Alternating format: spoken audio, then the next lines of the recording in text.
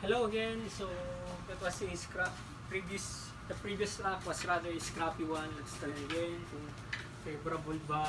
Siyempre, to pave way to more explanations and uh, ito, master class. So, hindi naman ako master.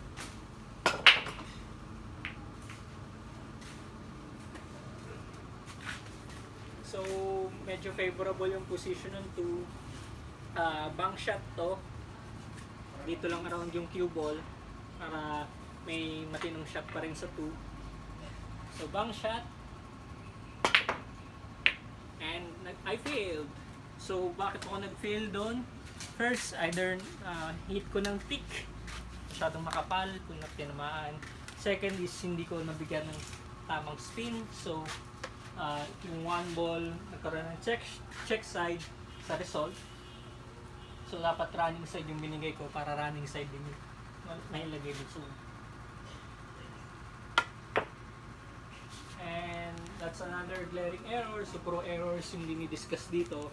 Turns out, so, yung error na yon actually, overcompensate ko.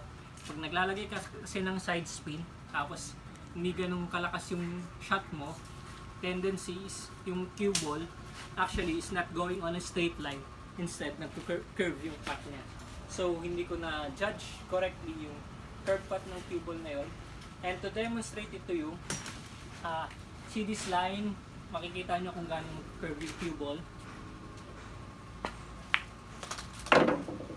Parent ba? Then, position sa 2. I will intently hit the 6 ball after it hits the 2 ball. And wala pa lang hulog yun. Seryoso. So, medyo daring na shot. We'll try to pat the 2 ball to that pocket. And at the same time, yung 2 ball, intentionally kung hit ng full ball dun sa 4 ball.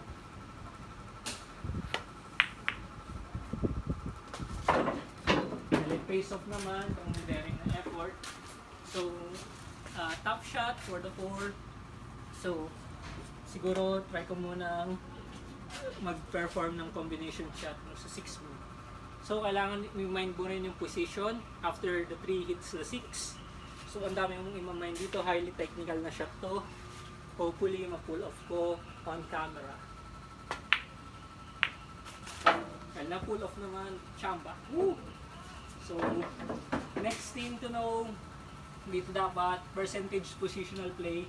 Around dito mo nilagay yung cue ball para mayroon kang chance na mapahulog yung 4 ball dito sa pocket.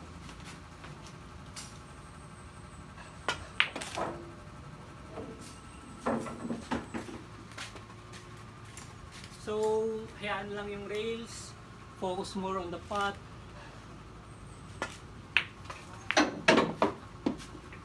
Then, naturally na mag-unravel yung pack.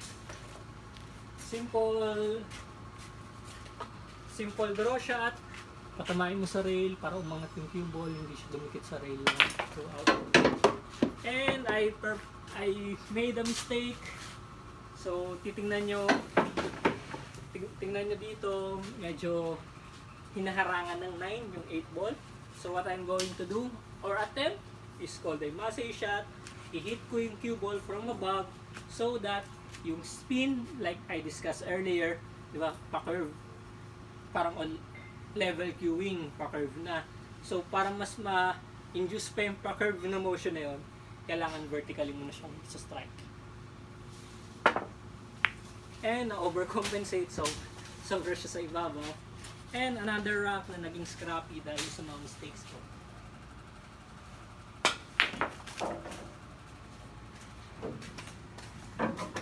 Then siguro to spice things up, paulugin ko yung line dito. Simple bank shot. And hindi na naman, di pala ganun kasimple. Then, to demonstrate to you kung ano yung check side, supposedly yung cue ball pupunta dito. Pero naturally, kung magbabounce off siya sa rail, dito siya pupunta, right?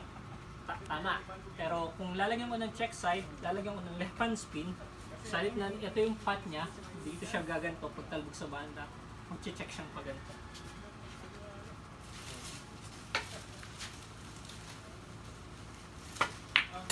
So, yun yung check side, and finally, syempre straight yung 10.